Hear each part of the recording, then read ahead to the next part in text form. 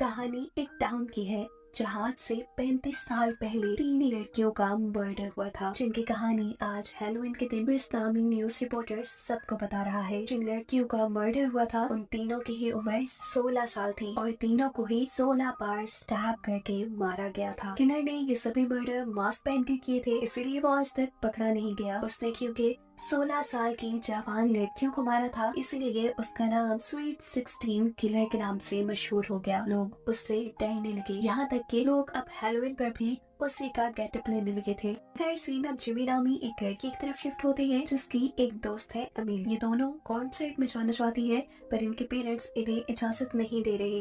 हालांकि वो ये बात जानते भी है कि जिमी को सेल्फ डिफेंस आता है, वो कराटे चैंपियन है, पर उसके पेरेंट्स के डरने की वजह उनके दिल में बैठा हुआ पुराना खौफ है। पता चलता है कि जिन लड़कियों के मर्डर की कहानी हमने सुनी है वो अमेलिया और जिमी के पेरेंट्स की क्लास फेलोज थी। और इस वक्त जिमी के डैड ये फैसला करते हुए इस लड़ाई को खत्म करते हैं कि वो खुद जिमी और अमेलिया को कॉन्सर्ट में लेकर जाएंगे। पीछे घर पर अब जिमी की मॉम अकेली थी, जहाँ पहले उनसे कुछ बच्चे हैलोवीन का गिफ्ट लेने के लिए आते हैं और फिर स्वीट 16 किलर के फेस में एक आदमी। इसे गिफ्ट्स या कैंडी नहीं चाहिए थी, बल्कि इसे तो जिमी की मॉम की जान चाहिए थी। वक्त रहते ही जिमी की मॉम दरवाजे को लॉक करते हुए जल्दी से पुलिस को इन्फॉर्म करते हैं और इतने में किलर भी दरवाजे का लॉक खोल के घर के अंदर आ जाता है। अब पैम यानी जिमी की मॉम ड्रॉर के अंदर से एक गन निकालती है किलर को मारने के लिए, लेकिन किलर यहाँ गन पकड़कर उनके ऊपर हमला करना शुरू कर देता है। जहाँ पैम अपना अच्छा सेल्फ डिफेंस कर रही थी क्योंकि वो खुद भी एक कराटे चैंपियन थी। अपने ऊपर हावी होते हुए किलर को एक जोरदार झटके से साइड पे गिराते हुए पैम जल्दी से किचन में जाकर एक नाइफ निकाल लेती है और किलर को बताती है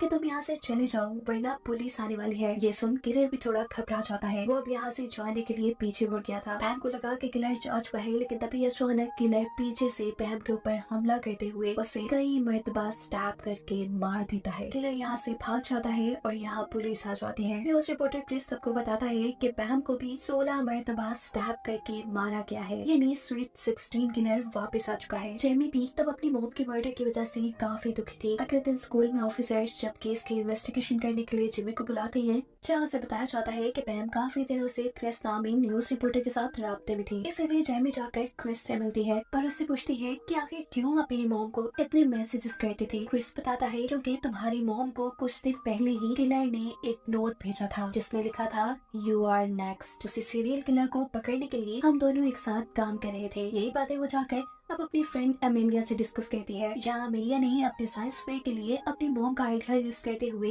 एक टाइम मशीन बनाई थी। जिमी नोटिस करती है कि उसने टाइम मशीन में उसे डेट को एंटर किया हुआ है जब आज से 35 साल पहले स्वीट 16 किलर के हाथों इनकी मॉम की फ्रेंड्स का मर्डर हुआ था। जिस बारे में अमेलिया जिमी से कहती है कि अगर हमने पास्ट में जाकर पहले होने वाले मर्डर्स को रोक दिया तो तुम्हारी मॉम भी आज जिंदा तुम्हारे साथ होंगी। पर प्रॉब्लम ये है कि ये टाइम मशीन काम ही नहीं कर रही। अब रात होने पर अमेलिया और जेमी दोनों ही इस टाइम मशीन के पास थे। वो लोग अपनी बातें कर रहे थे कि अचानक स्वीट 16 किलर जेमी पे भी हमला करने के लिए यहाँ जाता है। वो अपने आप को बचाने के लिए टाइम मशीन के अंदर छुप जाती है, जहाँ अभी भी वो किलर जेमी को स्टैब करने की कोशिश कर रहा था और गलती से उसका चाकू टाइम मशीन के अंदर स्टैब हो जाता है। ऐसा करते ही टाइम मशीन चालू हो जाती है और देखते ही देखते जिमी पहुंच जाती है उसे डेट में जब स्वीट 16 किलर ने पहला मर्डर किया था। उसकी टाइम मशीन भी अब खराब हो चुकी थी। वो सबसे पहले इस टाइम मशीन को छुपाती है और फिर अपने मॉम डैड के कॉलेज में आ जाती है। स्कूल में उसे वही तीनों लड़कियां भी मिल जाती है जिनका मर्डर हुआ था और यहाँ एक लड़की जिमी को बहुत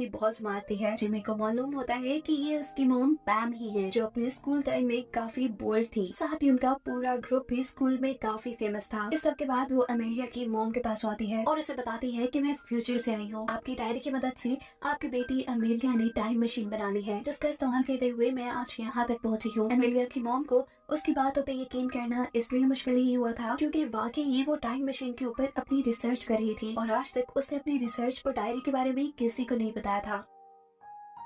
जेमी अमेलिया की मॉम को बताती है कि आज रात आपके ग्रुप की 3 लड़कियों का मर्डर हो जाएगा और साथ में काफी सालों बाद वही किलर मेरी मॉम को भी मारेगा। मैं बस ये सारी चीजें ठीक करने के लिए यहाँ आई हूँ। जेमी अमेलिया की मॉम को अब अपनी टाइम मशीन के पास लेकर आती है और बताती है कि पहले तो ये टाइम मशीन काम नहीं कर रही थी और फिर जब किलर ने मुझे मारने की कोशिश की तो गलती से उसका चाकू इस टाइम मशीन में स्टैब हो गया और फिर अचानक ये मशीन चल पड़ी। अमेलिया की मॉम बताती है कि इसमें सिर्फ एक कंडक्टर की कमी थी जो इस चाकू ने पूरी कर दी और ऐसे ही ये चल गई। और अब एमिली की मॉम उसकी खराब हुई टाइम मशीन को ठीक करने लग जाती है, क्योंकि इसी के जरिए तो जेमी ने अपने टाइम में वापस जाना था। जेमी के टाइम में यानी फ्यूचर में दिखाया जाता है कि जेमी के गायब होने पर उसके डैड के साथ बहुत से लोग परेशान हैं। पुलिस ऑफिसर्स को इसे ढूंढने की कोशिश में है, जहां अमेलिया ऑफिसर्स को बताती है कि जेमी मेरी बनाई टाइम मशीन के जरिए पास्ट में जा चुकी है, सिवाय न्यूज रिपोर्टर क्रिस के। यहाँ पास्ट में दिखाया जाता है कि अमेरिका की मोम और जिमी अब उस पार्टी में आई है जहाँ पर पहला मर्डर होगा। वो यहाँ आकर पैम यानी अपने मोम के ग्रुप को बताती है कि आप लोग संभल के रहिए, आप लोग के इर्द गिर्द खतरा है।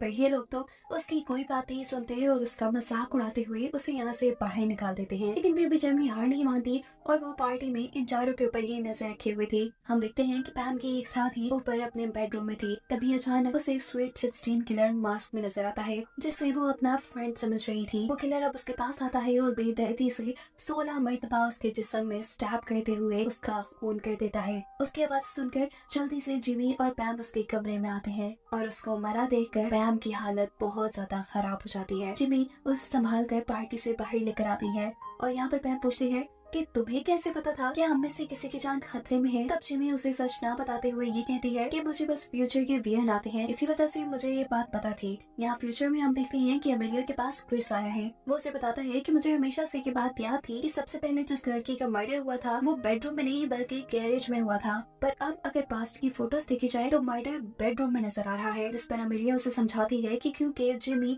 फ्यूचर से पास्ट में गई है, हो सकता है कि इसीलिए पास्ट बदल गया हो। यही पास्ट की फोटोज में अमेलिया को जिमी भी नजर आती है और कुछ ही देर बाद उसे जिमी का एक मैसेज भी मिलता है, जिसमें उसने लिखा था कि तुम्हारी टाइम मशीन के अंदर एक कंडक्टर की कमी थी। जिसके बाद अमेलिया दोबारा टाइम मशीन बनाने में लग जाते हैं। पास्ट में हमें दिखाया जाता है कि जिमी अपनी मॉम के ग्रुप के साथ है, सभी अपने फ्रेंड के मर्डर की वजह से उदास हैं और यहाँ जिमी उन्हें आइडिया देती है एक पार्टी करने का यहाँ से कहीं दूर जाकर। अब इसी टाइम उनकी क्लास स्टार्ट हो जाती है और जिमी यहाँ एक ऐसी लड़के के पास बैठती है जिसकी राइटिंग उसे बिल्कुल अपनी मॉम के किलर की राइटिंग जैसी लग रही थी। अब अगले दिन ये लोग पार्टी करने के लिए जिस घर में आए थे, जेमी देखती है कि ये वही घर है जहाँ पे दूसरा मर्डर हुआ था। पैम के ग्रुप ने यहाँ पे अपने दूसरे फ्रेंड्स को भी बुलाया हुआ था। सभी स्विमिंग पूल में काफी एंजॉय कर रहे थे, जबकि दूसरी तरफ जेमी काफी परेशान थी क्योंकि किलर का अभी तक उसे कोई सुराग नहीं मिला था। आज जिस लड़की का असल में मर्डर होना था उसके रूम में पैम की एक दूसरी फ्रेंड लेटी हुई थी, जहाँ किलर अब उसे मारने के लिए आ जाता है। वो उससे बचने के लिए वहाँ से भागती है और सभी को उसका शोर सुनाई दे जाता है। ये सब लोग वहाँ आ जाते हैं, लेकिन इससे पहले कि ये लोग कुछ कर पाते, उस लड़की को बचा पाते, वो किलर 16 बार स्टैब करके इस लड़की को मार चुका था। पास में जिमी और जिमी के डैड इस किलर को पकड़ने की कोशिश करते हैं, लेकिन ये किलर बड़ी आसानी से दोनों को मारकर गिरा कर यहाँ से भाग जाता है और इस मर्डर की रिपोर्ट करते हैं पास में क्रिस के डैड। यहीं पर अमेलिया की मॉम आकर जिमी को बताती है कि मैं तुम्हारी टाइम मशीन ठीक नहीं कर पाऊंगी क्योंकि उसमें काफी सारे पार्ट्स ऐसे लगे हैं जो फ्यूचर के हैं। लेकिन परेशानी की बात नहीं, मैंने टाइम मशीन का एक छोटा और मेजर पार्ट बना लिया है। इसे एक बड़े पावर हाउस की जरूरत है जिसके बाद ये काम करने लगेगा। अभी ये लोग बातें ही कर रहे थे कि यहाँ सामने जिमी को उस लड़की का ट्रक नजर आता है जिसकी राइटिंग उसे किलर से मिलती जुलती लगी थी। वो सब कुछ छोड़ छाड़ उस लड़के का ट्रक चेक करने के लिए जाती है, लेकिन यहाँ पर तो खिलौने के अलावा कुछ भी नहीं था और वो लड़का भी काफी डरा सहमा था। वो जब यही बातें कर रहे होते हैं तो यहाँ पर डॉग नाम का एक आदमी आता है जो भी पैम का एक क्लास फेलो है। वो उससे कहता है कि अगर कोई भी मुश्किल हो तो तुम मुझे बताना, मैं कराटे चैंपियन हूँ और सब कुछ बड़ी आसानी से सॉल्व कर देता हूँ। इसके बाद दोबारा जिमी अमेरिका की मॉम के पास जाती है जो अभी भी अपनी टाइम मशीन के लिए बड़ा पावर हाउस ढूंढ रही थी। जब जिमी को वहाँ पर एक झूला नजर आता है जो एक परफेक्ट पावर हाउस का काम कर सकता था। ये लोग अब झूले के पास जाकर उसके कंट्रोलर से कहते हैं कि आपके झूले में कोई खराबी है और हम उसे ठीक करना चाहते हैं, अगर आप इजाजत दे तो। ये झूले वाला भी मान जाता है और वहाँ से खड़ा होकर बाहर निकल जाता है और अमेलिया की मॉम अब उस टाइम मशीन को इस पावर हाउस के साथ कनेक्ट करना शुरू कर देती है। दूसरी तरफ जिमी अब पैम के ग्रुप से मिलती है और उन्हें बताती है कि कल जिस लड़की का मर्डर हुआ फ्यूचर टाइम के मुताबिक उसका मर्डर आज होने वाला था, जबकि किलर ने कल दूसरी लड़की को मारना था। अब क्योंकि वो अपने सही टारगेट को नहीं मार पाया, इसीलिए आज वो इस लड़की को मारने के लिए वापस जरूर आएगा। अगर हम सब लोग मिलकर काम करें तो हम इस लड़की की जान भी बचा सकते हैं और किलर को भी पकड़ सकते हैं। सभी लोग उसकी मदद करने को मान जाते हैं, जबकि फ्यूचर में दिखाया जाता है कि अमेलिया ने भी अपनी टाइम मशीन बना ली है। वो क्रिस से कहती है कि हमें इसे एक्टिवेट करने के लिए एक मेटल कंडक्टर चाहिए होगा जिसे तुम जाकर ले आओ। इधर पास्ट में ये लोग पिलर को पकड़ने की प्लानिंग कर चुके थे।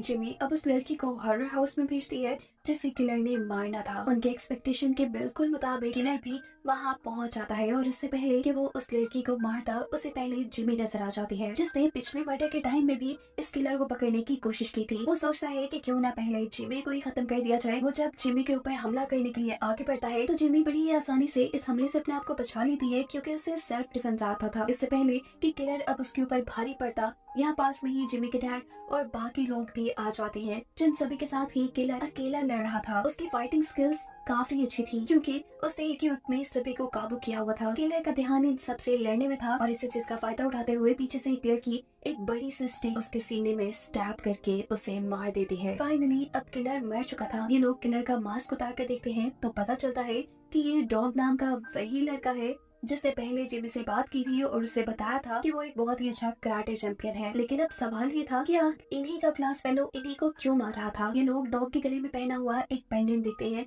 जिसके अंदर एक लड़की की तस्वीर थी। पैम यानी जिमी की मॉम कहती है कि ये लड़की डॉग की फ्रेंड थी। वो काफी मोटी और अजीब दिखती थी, इसीलिए हम सारे उसे बुली किया करते थे। फिर एक दिन पैम की तीनों फ्रेंड्स ने उसे नाइट आउट में बुलाया और उसकी इतनी बेइज्जती उससे बर्दाश्त नहीं हो सका। गुस्से में उसने बहुत ड्रिंक किया और फिर गाड़ी चलाकर वहाँ से चली गई और इस सब में उसका एक्सीडेंट हो गया। वो मर गई। डॉग को लगता था कि उसकी फ्रेंड को मारने के पीछे इन तीनों लड़कियों का हाथ है, इसीलिए वो इन तीनों लड़कियों को मारना चाहता था। जेमी अब पैम से कहती है कि आप लोग बहुत बुरे हैं, आप लोग इतना बुरा काम भी कर सकते हैं, मुझे यकीन नहीं था।